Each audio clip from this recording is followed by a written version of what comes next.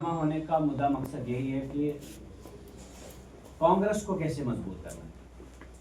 कांग्रेस की अलग अलग विंग्स हैं, एनएसयूआई अलग है, यूथ विंग अलग है, पेरेंट्स बॉडी अलग है। मकसद एक ही है कि कांग्रेस को मजबूत करना है और कांग्रेस को मजबूत करना इस मुल्क के लिए भी बेहतर है, इस मुल्क के सेकुलरिज्म के लिए भी बेहतर है और इस मुल्क के डेमोक्रेटिक सेटअप को बनाए रखने के लिए भी ज़रूरी है। इसीलिए कांग्रेस को मजबूत करना ज़रूरी है। जिस हिसाब से देश में हालात चल रहे हैं, हर जगह पर इस वक्त हमारे मुल्क के साथ देखिए एआई समिट बुलाई गई इंटरनेशनल लेवल पे, लेकिन जो वहाँ पर रोबोट दिखाया गया वो चाइना का लाया हुआ था।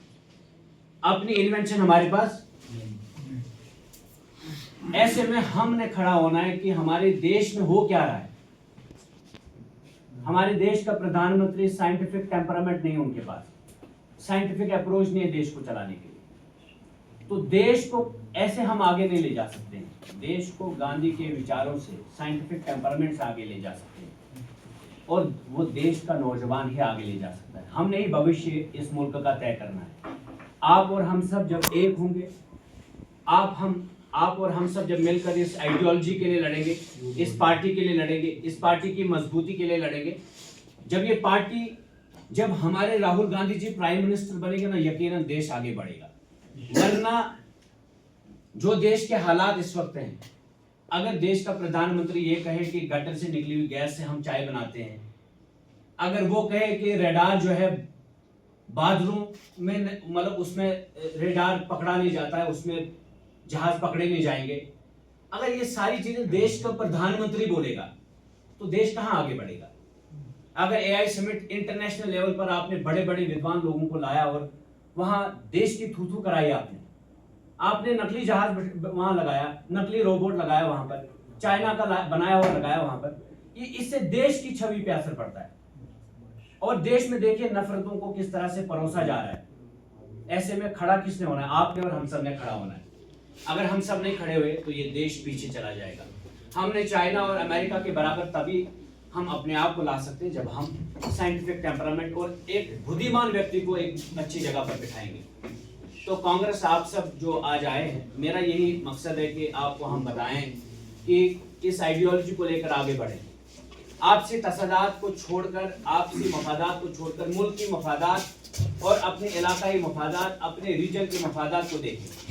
आपने खुद देखा कि जब यहाँ पर 370 टूटा, किसने तोड़ा?